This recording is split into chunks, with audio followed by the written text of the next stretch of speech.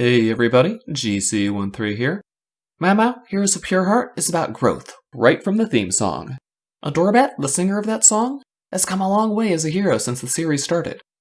Mao Mao and Badgerclops, however, started the series with a lot of heroic experience. Really, I pity any bad guy that goes up against them. Odds are they're going to be in for a bad time. All of that experience, though, means that there's not much left for them to learn in such a peaceful place. Their time protecting the Pure Heart Valley just isn't teaching them any new combat moves. That's not to say that they aren't learning plenty during their time.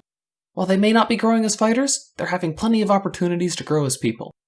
If Shin Mao and his own issues are anything to go by, it seems that becoming a better, more confident person is just as important as being able to chop a forest down with a single swing of your weapon. If Mao Mao and Badgerclops are growing as individuals, they're still carrying their pasts with them. They've been adventuring for a long time and have a lot of stories to tell. I thought today we'd look at two specific stories from their past that were prominently featured in their respective episodes. While the truths of these stories are very interesting, what's downright fascinating are the lies. The first tale to happen chronologically was Mao Mao's. Told in Bao Bao's Revenge, we learn the story of how Mao Mao lost his tail.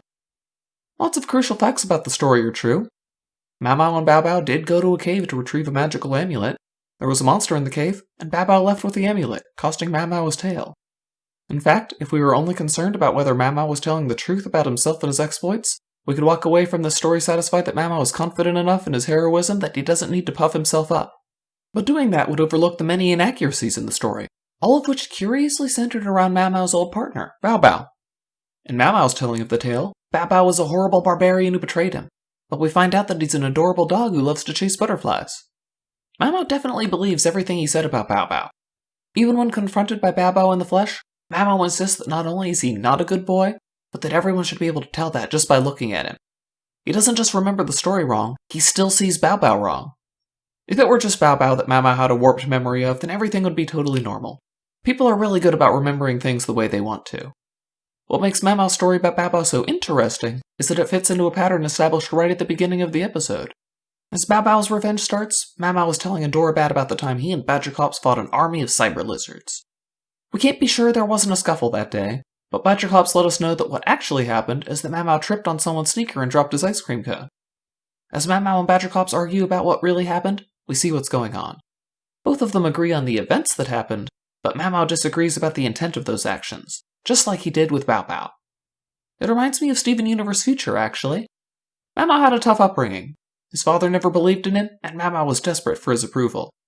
Much like how Steven's danger-filled early teen years caused his body to start regarding every stressful situation as mortal peril, Mao Mao reacts to even the smallest slight as being severe and intentional. Curiously enough, he still seems completely comfortable serving a king who sees Mao Mao as utterly beneath him. While Badgerclops can get a little touchy about personal criticism, he isn't prone to misremembering things like Mao Mao is. When relaying the story about how he and Mao Mao first met in the episode Breakup, he tells Adorabat that he used to be in a gang called the Thicket Thieves, a past that will catch up with him just as soon as Tanya Keys does. When the rest of the gang went to mug a lone Mao Mao, now wearing red after Bao Bao's betrayal gave him a bit of an edge, Badgerclops stayed back. After easily besting the gang, Mao Mao saved Badgerclops from a cartoonishly created fire and offered to team up with him.